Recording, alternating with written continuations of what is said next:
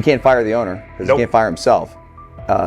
Someone's head's going to roll, unfortunately, in this situation. And it's probably Stefanski and Barry. I saw on The Athletic. I don't think that's fair, by the way. It's Stefanski, that part. I agree. I was saying the other day on my podcast that Barry should be fired. And I said I wouldn't fire Stefanski, but a couple of people made the point of saying, well, if you fire the GM, you got to give him a chance to hire his own coach, which is fair. That's true. Mm-hmm. So I would fire Barry. I would hire a new GM. If that GM thinks Kevin Stefanski's a good coach, wants to stick with him. Right. The situation in Cleveland has escalated with the NFL. Sources indicate GM Andrew Barry is prepared to move on from head coach Kevin Stefanski if he refuses to elevate Shedeur Sanders. The Browns are weighing a major quarterback change. Leadership appears to be aligning behind Sanders and pushing for immediate action. This is a high-stakes decision about control and the team's direction. I think it's unfair for me to comment in I guess, maybe on behalf of the industry. All I can say is this, the time that we spent with Shedeur, and what he's done throughout his college career is impressive. He's an impressive young man. He's a really good quarterback. Sometimes, fit comes into play. And I'd also say this, there are 4 more rounds of the draft. And then maybe lastly, it's less about where you get picked and what you do after you get picked. That's really the most important thing. Getting to know him over the course of the spring, he has a ton of resolve. Andrew Barry appears to be at a breaking point. Pressure from fans and within the organization to play Shedeur Sanders is intensifying. Barry is pushing for a move towards Sanders, while head coach Kevin Stefanski remains cautious about altering the depth chart. The divide is clear. One side wants acceleration, the other a measured rollout. The organization is under heavy scrutiny, and the focus has shifted to when, not if, Sanders sees the field. Has the 4th highest odds of any head coach this season to be fired. He's clearly on the hot seat. It's been a discussion for really a couple of years now, dating back to last season's 3-win season. And he's always had kind of hot and cold seasons. And now the sports books are saying he's 4th on the list. Number 1 is Mike McDaniel of the Miami Dolphins, Brian Dable of the Giants at 2, Shane Steichen at 3, and there is Kevin Stefanski plus 650 to be fired. This has moved beyond tension to outright stubbornness. Rather than elevating Shedeur Sanders, the staff has chosen Dillon Gabriel. The current depth chart looks less like a forward plan and more like resistance to change. Fans have been clear about who they expect to see, yet the organization keeps delaying. Every week without a real evaluation of Sanders slows development and blurs accountability. Cleveland is choosing a conservative approach when a decisive decision is needed, sending a message of uncertainty to both the locker room and the city. Now being the 3rd-string quarterback for the Cleveland Browns, was that so much was made out of unbelievable. He actually made the team as the 3rd-string quarterback. Like that was a big deal. Like that was somewhat of a surprise to a lot of people. He should have been the first pick in the draft. Kevin Stefanski appears to be doubling down to validate his approach. Despite sustained demand from Browns fans to see Shedeur Sanders reflected in chants, merchandise, and constant discussion, he continues to keep Dillon Gabriel in front on the depth chart. The decision functions as an assertion of control rather than a response to momentum. Even with clear signals from the fan base, Stefanski is staying with Gabriel and delaying a full evaluation of Sanders. It is a deliberate choice to maintain his plan and pacing, not to accelerate change. Cleveland is prioritizing continuity over recalibration, keeping any transition to Sanders on hold. But yeah, I mean, the Browns are in a tough spot. They have wasted. You traded a ton of high draft capital to get Deshaun Watson. You've gotten nothing out of Deshaun Watson and missed an opportunity. Like, who knows who they would have drafted. Now, maybe they would have screwed up those picks and the Browns would still be in bad shape. Andrew Berry is likely frustrated watching Dillon Gabriel default to conservative throws while the offense stalls. From a football perspective, this appears to be the hill Kevin Stefanski is choosing to stand on. Keeping Gabriel ahead of Shedeur Sanders has limited the unit's explosiveness and prevented a full evaluation of a higher ceiling option. Drives end quickly, field position flips, and momentum is lost while Sanders remains on the sideline. Fan patience is wearing thin. Each ineffective series intensifies criticism and shifts scrutiny toward the coaching staff's criteria for the depth chart. With every additional snap for Gabriel, the decision reads less like an open competition and more like rigid adherence to a plan that isn't producing results. The optics are clear. A dynamic quarterback sits while a cautious approach keeps the offense in neutral. If this continues, accountability questions will grow inside and outside the building. What performance benchmarks keep Gabriel ahead of Sanders? When will Sanders receive first-team reps in live situations to allow a fair comparison? The front office must decide whether to preserve continuity or pivot toward a timely assessment of Sanders. The longer the current approach stays in place, the more it signals stubbornness rather than adaptation, and the more pressure mounts to realign the plan with on-field output.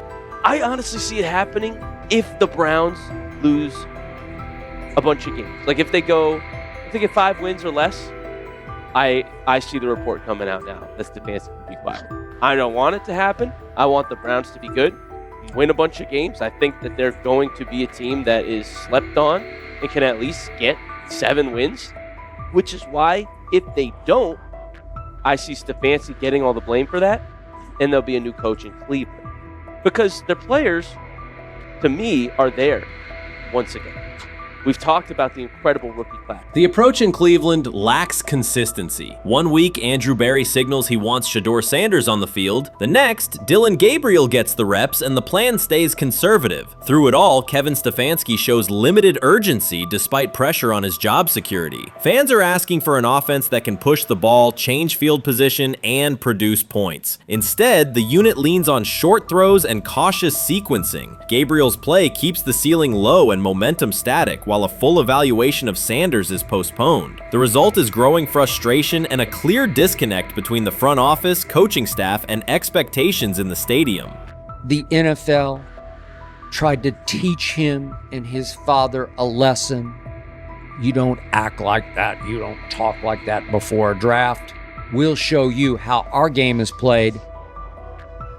We will watch you plummet all the way. I think he would have gone undrafted except for that owner in Cleveland. And he is the key to everything because he is something of an against the grain maverick owner. He's kind of a wannabe Jerry. Fan speculation is growing. Some believe Kevin Stefanski lacks confidence in Shedeur Sanders. Others think he's prioritizing Dillon Gabriel for reasons unrelated to performance. A more extreme view claims Stefanski is manipulating outcomes to secure a buyout. Whatever the motive, the risk is clear. This approach is straining his relationship with GM Andrew Berry and alienating the fan base. Pressure is rising, Berry's patience is running out, and supporters have shifted from requests to demands. If the current plan continues, calls for a change in quarterback and accountability will intensify. So before your final year at Miami, there's a lot of conversations revolved around Shedeur Sanders. Obviously, I'm assuming you guys have a great relationship. Some of the clips you've seen and stuff like that. What is it like for you to have like this rivalry with Shedeur? I don't have a rivalry with him. That's my boy. So at the end of the day, this whole process, we thought me and him were going to be 1 and 2 the whole time. Whether he's 1, I'm 2. Whether I'm 1, he's 2. And so that's just always been, our mindset. It didn't go that way. I thought he was one of the better quarterbacks in the draft as well, even throughout college. A lot of stuff out there on him ain't really, the truth, just because they spin it different ways, like they spin stuff about me different ways. But I mean, when he gets his chance, become a starter, I know he's gonna make the most of it, and I'm ready to get back to work with him. After the season, talk some more stuff to him. Cam Ward directly challenged the uneven standards applied to Shedeur Sanders, calling them inconsistent and unfair. By insisting that performance, not politics, guide evaluation, he shifted the discussion from one player to a league-wide problem. Sanders' treatment now serves as a test of how the NFL supports and evaluates emerging quarterbacks. I feel a special relationship with him, especially me.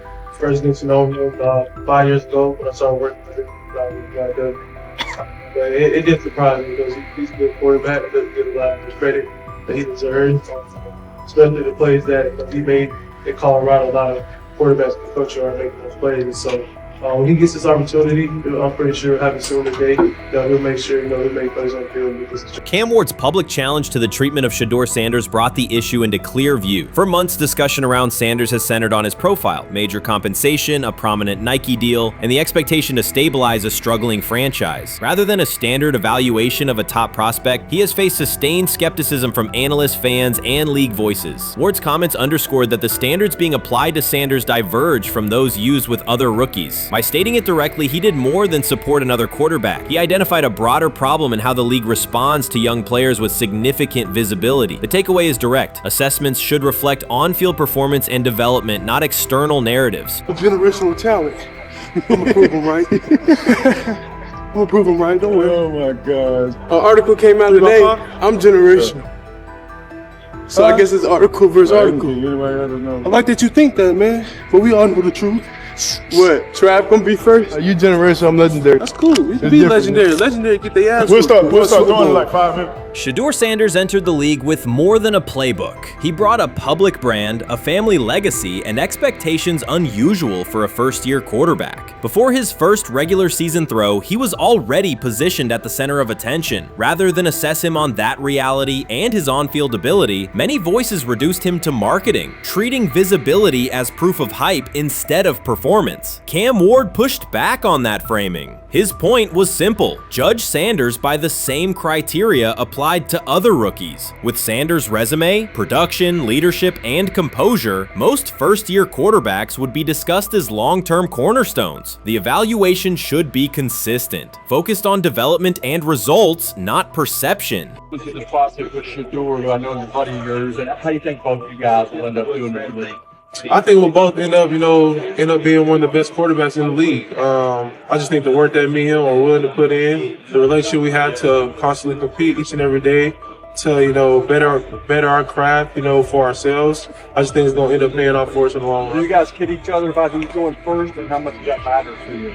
Yeah, we play around, we joke around with it. It really don't mean nothing. The draft pick will never mean anything. At the end of the day, you got to show whether you can prove each and every Sunday. You can't just do it 1 year. Disrespect shows up in two patterns. First, Shedeur Sanders is repeatedly framed through his father, Deion Sanders, as if lineage erases his own work. Discussion drifts to pedigree instead of what the film shows. Second, his visibility is treated with suspicion. His audience reach, partnerships, and ability to lift ratings are labeled hype rather than recognized as value. Instead of acknowledging that he drives demand and expands the stage for his team, critics call it an unfair edge. The result is a skewed evaluation. Star power is held against him while on-field production gets pushed aside. The standard should be consistent. Assess the tape and the development, not the last name or the attention it brings. Well, Ward were microfacts. Cam Ward's remarks went beyond defending Shedeur Sanders. They confronted how the league manages star power. The reality is simple. The NFL markets visibility, but resists it when a player doesn't follow the expected script. Rookies are supposed to be quiet, deferential, and grateful for limited leverage. Sanders arrived with leverage, brand reach, major endorsements, and confidence. And that presence was recast as entitlement. Instead of treating those factors as earned advantages, much of the commentary used them to diminish him. Ward called out that contradiction. The same influence the league sells to audiences is criticized when a young player exercises it. His point is a standards problem, not a personality dispute. Evaluate Sanders on his preparation, leadership, and results. Don't penalize him for having a platform or for using the leverage that the modern NFL itself helps create.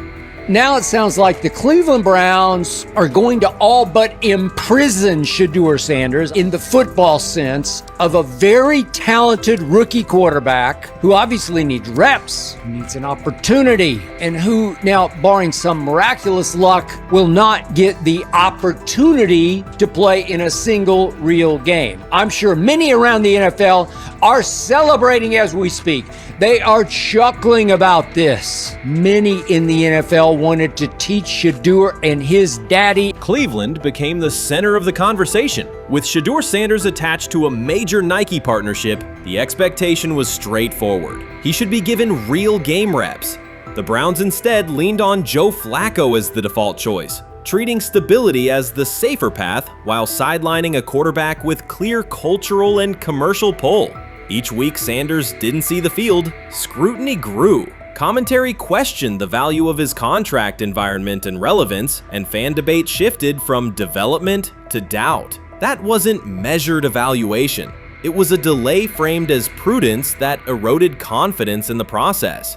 Cam Ward reset the terms of the debate. He pointed to an uneven standard. When veterans or other young players secure significant endorsements, it's considered smart business. When Sanders does it at scale, it's recast as ego or hype. Even the scope of his off-field agreements became ammunition against him rather than evidence of market demand. Ward's position is simple. Use one standard. Assess Sanders on preparation, decision-making, and progression, not on discomfort with his platform. Treat visibility as an asset, not a disqualifier. The issue isn't attitude or branding, it's the consistency of the evaluation. Ward called it directly.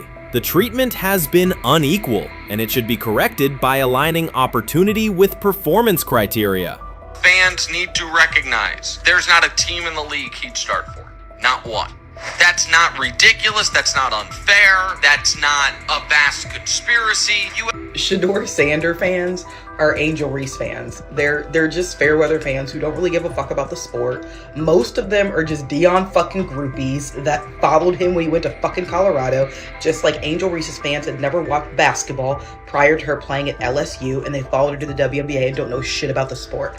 That's it. Now Dion fucking groupies are running around acting like, oh, this is payback to his dad. The timing is pivotal. Shedeur Sanders isn't trying to blend into the league's background. He's shaping the agenda. He drives debate segments, fuels short-form highlights, and moves merchandise at a pace most rookies never approach. By the metrics that define modern attention, he is the draw. Yet, a segment of observers continues to undercut him, not because of shortcomings on tape, but because of discomfort with how prominent he already is. Cam Ward put words to what many could see. Coverage around Sanders has been filtered through reaction to his visibility, rather than a clear read of his performance and growth. The market has already weighed in. Demand is real, not manufactured. Nike's record-level rookie endorsement aligned with that reality, signaling long-term value and cultural reach. This exposes a core contradiction.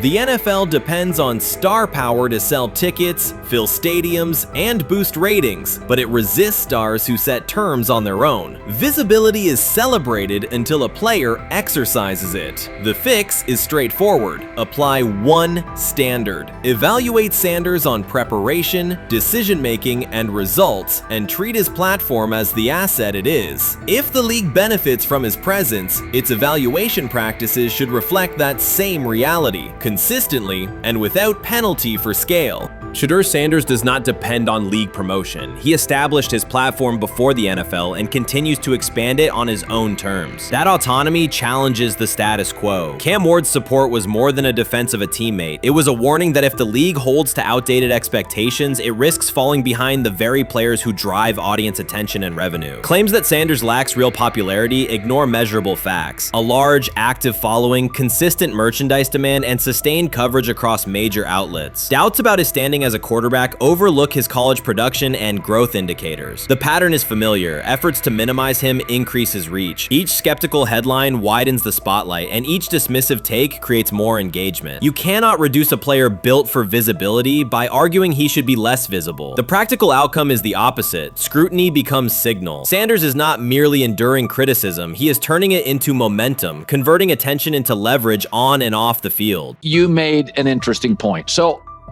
I tend to have the drip, drip, drip. This was my Johnny Manziel theory, is that everybody makes mistakes, especially when you're young. But if I see 2, 3, 4, 5, then you've got a plumbing issue. It's not just you didn't close the faucet. So there's about 6 pieces of video in college where Shedeur was a little bit of a brat, whatever. Then there's the legendary cringy draft room. Didn't love that as a B prospect. Then there's back-to-back speeding tickets, both over 90, and a missed arraignment. The NFL is navigating unexpected headlines after a former Browns coach publicly defended Shedeur Sanders in response to reports of multiple speeding tickets. The coach's statement has sparked extensive online debate. Supporters welcome the show of loyalty, while critics question the motive. Sanders now finds himself at the center of an unforeseen controversy, and observers want to know why a Cleveland coach is standing so firmly in his corner. The story is developing rapidly and continues to draw intense attention. When it came out that he got a speeding ticket, I said it's not really that big a deal. I feel very differently about it now. Over 40 miles an hour over the speed limit, less than 2 weeks after you just got a ticket. I don't know if that's entitlement or immaturity. There's got to be some teams that are feeling very good right now that they didn't draft him. Observers are focusing on Shedeur Sanders' recent speeding ticket, treating the violation as a measure of his character and sidelining his athletic, academic, and philanthropic accomplishments. The incident, driving 15 miles per hour over the limit in a borrowed Lamborghini, has drawn sharp criticism. In response, a former Cleveland Browns coach has taken the opportunity to comment, even though the franchise is widely viewed as unstable due to its frequent coaching changes and limited on-field success. By defending Sanders, he presents himself as an authority on discipline and leadership. The statement, coming from an organization seldom praised for stability, has nonetheless attracted considerable attention across the league. You want to defend him a little bit. I thought this was an interesting take. Yeah, I thought it was really interesting that you said you were out because of the speeding tickets. To me, that's such a minor thing. You were so high on him in terms of his completion percentage in OTAs, and I thought that was a little aggressive on your part. But with the speeding tickets, I got a speeding ticket the first night of the draft, my first year there. I thought maybe I'd get the benefit of the doubt, but they gave it to me anyways.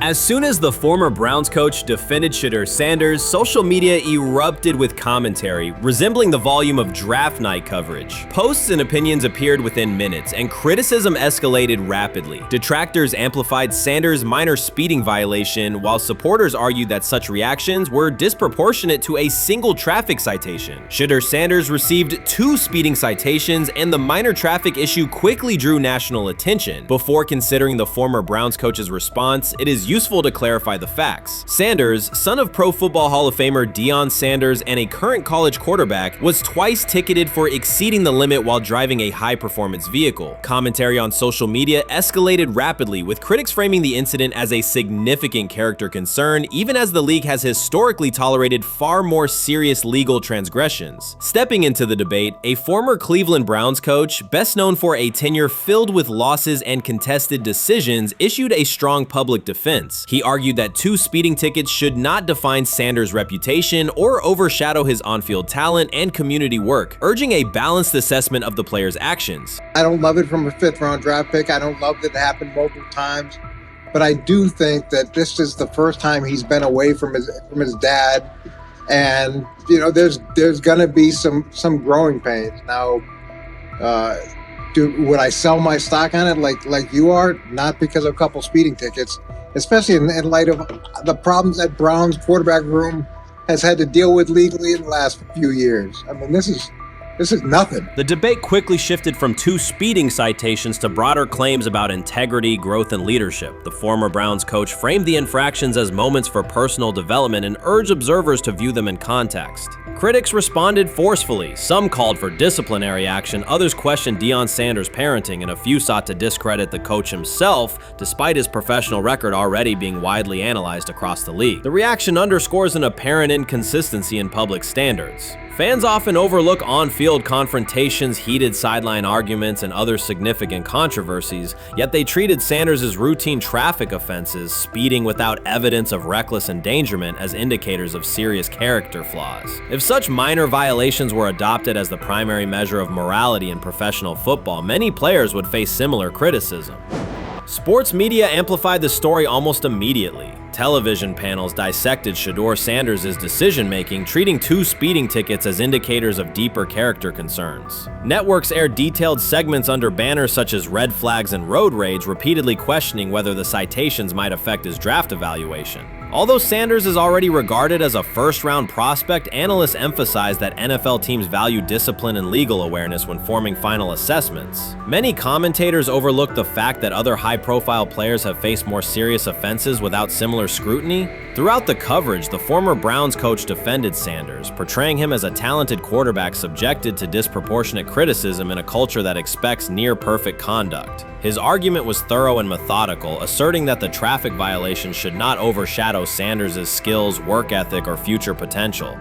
Commentators point out that the coach's intervention was not entirely selfless. He recognized the publicity potential. One day he was an overlooked figure from a struggling Browns era, the next he was a trending name across sports media. The discussion quickly expanded beyond Sanders' speeding citations to questions of image management and narrative control. Critics demanded disciplinary measures, public apologies, team sanctions, and formal statements, yet their objections seemed directed less at the traffic infractions themselves and more at Sanders' high profile, confidence, and resistance to traditional expectations. In practical terms, Sanders' brand remains intact. The coach secures renewed relevance, and the episode supplies another headline in the ongoing story of modern football. The next time Sanders is seen in a high-performance car, the debate will likely reignite, focused not on speed limits, but on the broader culture of the league. Meanwhile, new voices continue to join the conversation. Broadcaster Colin Cowherd has already weighed in, offering his own reassessment of the incident and its broader implications. Breaking news, Shedeur Sanders last night was pulled over going 100 miles per hour. All right, he clocked 101, 41 miles an hour over the speed limit in Cleveland. He will have the opportunity to fight the ticket in court. Now, I'm not exactly sure where he was pulled over, whether or not that it was in Ohio or whether or not that it was in his home state. But typically when you're going 40 over, that's flirting with the line of reckless driving. Folks, I gotta tell you, I don't understand what it is with these young men driving at absurd speed. Colin Cowherd's view of Shedeur Sanders shifted abruptly. Days after praising the quarterback's poise and skill, he appeared on air to declare that Sanders is overhyped, unfocused, and distracted by celebrity. The reversal was immediate, without any gradual reconsideration. Cowherd now frames Sanders' 2 speeding tickets as evidence of poor judgment, even though he has defended other quarterbacks facing far more serious off-field issues. The sudden, wholesale withdrawal of support leaves viewers questioning the consistency of Cowherd's criteria and illustrates how quickly media narratives can change when minor incidents receive outsized attention. This is okay. Okay. How much of this is?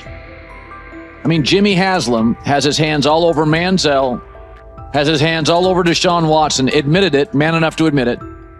I saw the reaction in the draft room when they took Shedeur Sanders. It's pretty obvious it wasn't the coach and the GM's pick. How much is this? This team has 8 last place finishes in 13 years owning it.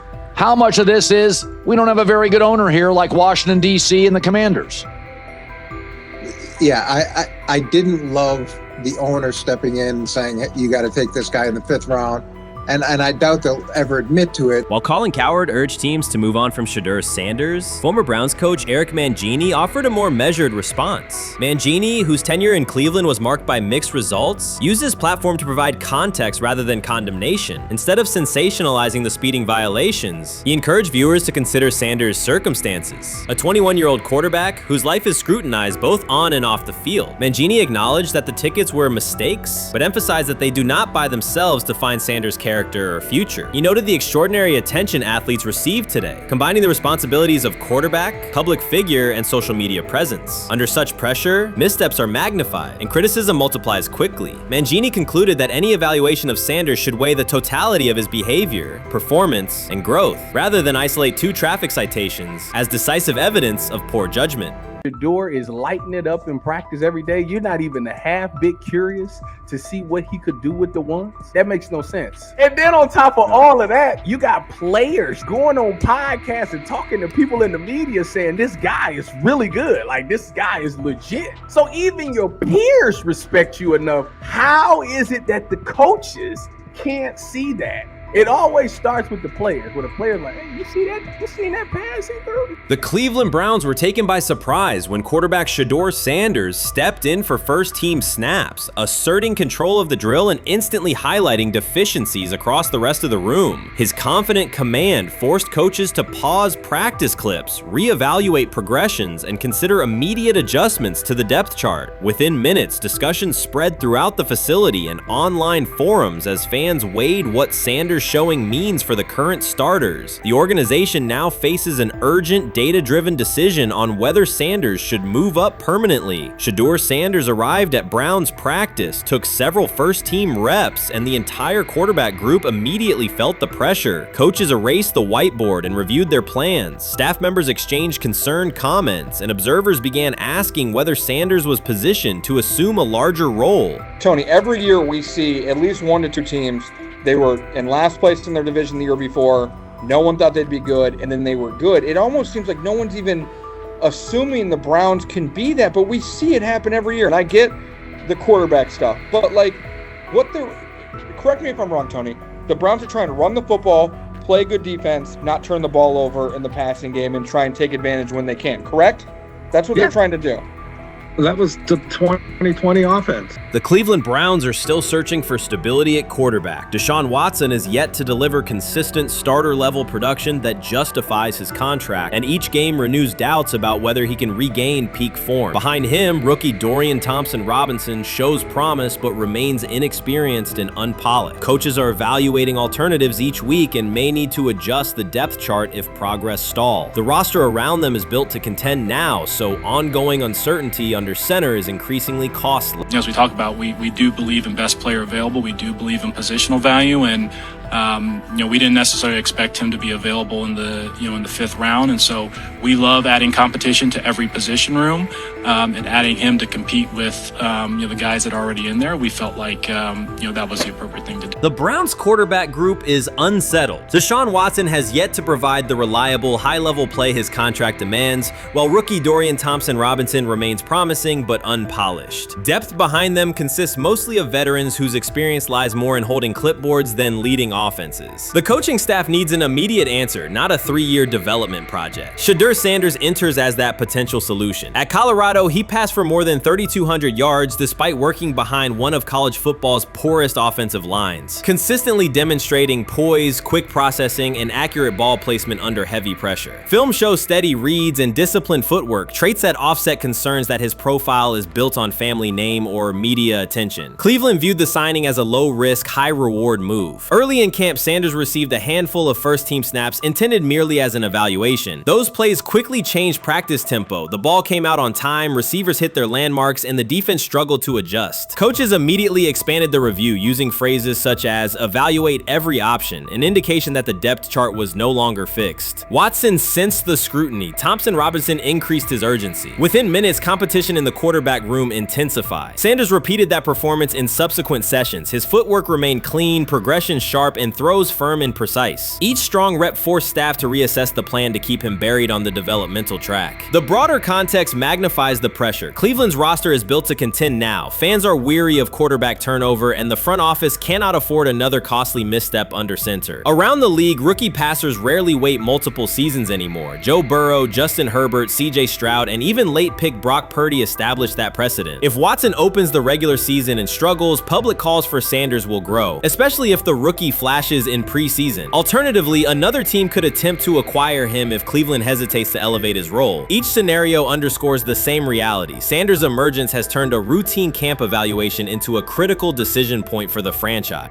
And we saw Dylan Gabriel go 11-11 with the first team, Shedeur Sanders go 11-11 with the second unit. So that was really the big wrinkle today.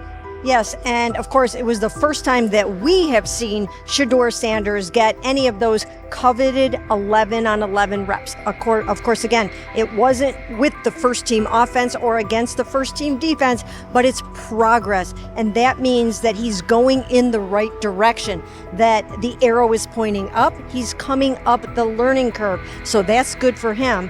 And I actually thought just overall, he had a better day than Dylan had today. He completed more passes. He was more on point. In fact, in that 11-on-11 period, he threw a near touchdown. Desperation can push franchises toward aggressive decisions, especially when their quarterback options appear unconvincing or outdated. One scenario now emerging is that Sanders earns enough confidence to take full preseason reps with the starters, forcing Cleveland to revisit a depth chart it believed was settled at the beginning of July. His practices demonstrate that the excitement around him is grounded in measurable performance. Accurate, high-velocity passes against first-team defenses, and confident command of the huddle. Each strong outing also heightens league-wide interest.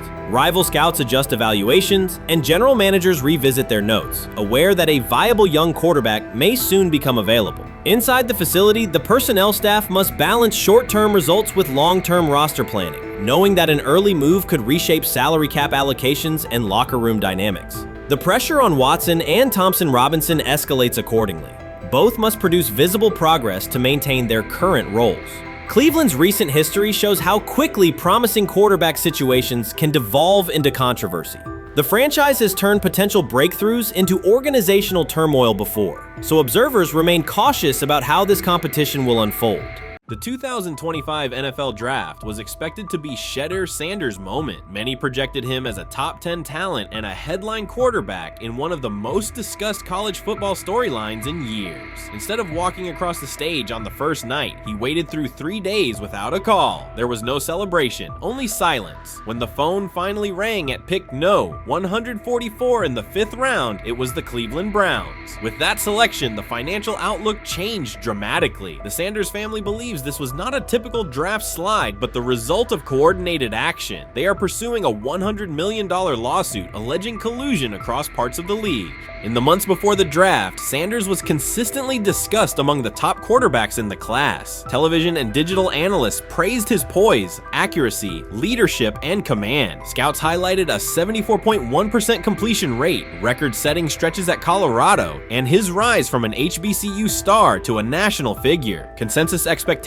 placed him in the first round or early second. Draft night unfolded differently. As picks accumulated, there was little indication that his name would be called. The atmosphere at his private gathering shifted from anticipation to doubt. When the Browns selected him late on day 3, projections for his first contract dropped from an estimated range in the mid-$30 million to approximately $4.6 million, with corresponding reductions in likely endorsements and long-term positioning. According to Deion Sanders and others close to the family, this was not about performance, injury, or conduct. They argue it was coordinated. Attorneys were contacted immediately. The allegation is straightforward. Sanders' value was suppressed intentionally. The family's position is that this was a calculated decision within parts of the league, not an isolated set of evaluations. The legal claims focus on communications that, if authenticated, could be significant. Internal emails, text messages, and owner-to-owner conversations. The family's representatives contend that these materials show a deliberate effort to avoid drafting Sanders in early rounds based on perceived image concerns rather than football merit. One message reportedly under review framed the decision in branding terms. Drafting Shedeur would mean inheriting the Prime brand. The complaint asserts that this view led some teams to discourage others from selecting him unless necessary, not for film-based reasons, but to avoid perceived attention and external pressure tied to his family's profile. A related thread involves speculation about team fit and willingness to play for certain franchises. Past public comments by Deion Sanders were interpreted by some as signals of an Eli Manning scenario. The family's view is that these were strategic statements, not ultimatums. They argue that rather than engage in discussion, teams chose a passive approach, no direct rebuttal, reduced contact, and a collective reluctance to invest a premium pick. If phone records and written communications corroborate coordination, these items could become central exhibits. Media tone shifted as the draft neared. Coverage that had emphasized production and leadership began highlighting intangibles, interviews, and perceived coachability. Anonymous sourcing appeared in multiple outlets, with claims that Sanders skipped combine drills out of arrogance, bristled at film critique, or told one club, "Maybe I'm not the guy for you," after a tense session. A widely cited line, "Nobody wants a celebrity backup quarterback," was voiced by Colin Cowherd and circulated as shorthand for risk. The Sanders legal position is that these narratives did not arise organically, but reflected a coordinated leak pattern that undermined his market value. The family's contention is that this was primarily about control and compliance rather than football ability. They point out that Sanders did not fail a drug test, was not suspended, and did not produce poor athletic testing. His college resume included elite stretches and significant program elevation at 2 stops. The legal claim asserts that the league's power structure resisted a high-profile player aligned with a high-profile parent coach and an independent media presence. The allegation is that teams sought to avoid the perceived complexity that would come with selecting him early. The financial impact is a core component of the damages claim. Had Sanders been selected late first or early second round, projected 4-year compensation would likely have fallen between $30 to $35 million, with immediate access to higher tier endorsement opportunities and the brand leverage that accompanies a franchise quarterback designation. As a 5th round pick, the initial contract value is a fraction of that total, and associated off-field opportunities are typically narrower. The suit reportedly seeks not only lost salary, but also the broader economic value linked to draft position, sponsorships, licensing, and the visibility that accelerates an early career trajectory. The filing's scope, as described by sources close to the family, extends beyond the league office. It may involve media outlets, scouting firms, and specific executives if discovery shows coordination or materially false statements that affected value. The argument is that the draft slide harmed not only Shedeur, but also the broader Sanders brand, affecting perceptions of Deion Sanders as a recruiter, coach, and public figure. The family's view is that narrative construction around brand risk and celebrity backup produced a measurable economic and reputational loss. If a court authorizes discovery, the process would likely compel emails, internal draft notes, and message archives from teams and third-party intermediaries. Subpoenas could be served on media organizations for sourcing records related to anonymous quotes. That level of transparency would be unusual and could reveal how information flows during pre-draft periods. The legal theory moves beyond a single player's evaluation to the draft's integrity, whether owners or executives acted in concert to reduce a prospect's value for reasons unrelated to football performance. The league has not publicly addressed these specific allegations. Background comments from executives characterize the claims as overreach. The family's camp maintains they have documentation sufficient to proceed. The comparison points referenced by observers include Deflategate, Spygate, and the Colin Kaepernick grievance, not because the facts are the same, but because of the potential scope, policies, practices, and the balance of power between the league and individuals challenging its processes. Another dimension of the dispute involves how the NFL perceives Deion Sanders, Coach Prime, and the autonomy he promotes. He built a large media footprint around his programs at Jackson State and Colorado, elevated his players' profiles, and spoke openly about fit and leverage. The family contends that this visibility, combined with statements about preferred destinations, triggered resistance. The complaint frames the response as a preference for compliance and predictability over independent branding and public negotiation. The suit also addresses the pre-draft decisions that critics point to, skipping the Senior Bowl, declining full workouts at the NFL Scouting Combine, and candid interviews about team fits. The family characterizes these as strategic choices commonly made by top prospects, not evidence of entitlement. Their view is that similar decisions by other players did not produce the same narrative because those players fit more comfortably within league expectations. The risk calculus is clear. Bringing a suit of this magnitude invites professional consequences. The family acknowledges that some within the league may react negatively. Their position is that the principle at stake, transparent and fair valuation, warrants the risk. The message they intend to send is that manufactured narratives and coordinated devaluation should face scrutiny, particularly when they affect earnings, opportunity, and reputation. If the case advances, several outcomes are possible. The court could find insufficient evidence of coordination, limiting the scope to individual judgments protected as opinion. It could also find enough to proceed to broader discovery, which would have implications beyond one player, including potential changes to how teams document evaluations and how media handle anonymous sourcing close to the draft. Agents might push for reforms, including clearer guardrails around leaks and standardized prospect communication records. For now, Sanders is working within the Browns structure. He has avoided public escalation beyond confirming focus on preparation and development. The lawsuit is a separate track managed by counsel. This dual approach, professional routine on the field and legal action off it, reflects the family's strategy. They intend to contest the process they believe harmed him while meeting club expectations day to day. The core allegations remain consistent across their statements. A talented quarterback saw his draft value suppressed by coordinated behavior tied to branding concerns and public positioning rather than football merit. Media narratives amplified that shift, and the result was a substantial, quantifiable loss. The remedy sought includes compensation and a measure of accountability that could deter similar conduct. Whether the claims are ultimately proven will depend on documentation and testimony. If emails, texts, and call logs substantiate coordination, the impact could be significant, prompting policy review around pre-draft communications and media engagement. If not, the case may narrow to disputes over opinion, perception, and the gray areas of scouting. Either way, the filing signals a willingness to confront entrenched practices and to test in court how far the process extends beyond film and interviews. This situation has moved from speculation to litigation. It addresses control, image, and power in a system that influences careers and compensation. It also underscores how public narratives can shape market outcomes. Sanders' path now has two tracks: earning opportunities on the field in Cleveland and seeking redress off the field for what the family views as an avoidable and orchestrated loss. The questions at stake are larger than one draft slot. They touch on how the league values independence, how information is weaponized, and what recourse exists when a player believes the evaluation moved from football to optics. The answers will emerge through practice reps and, potentially, through discovery and a courtroom record.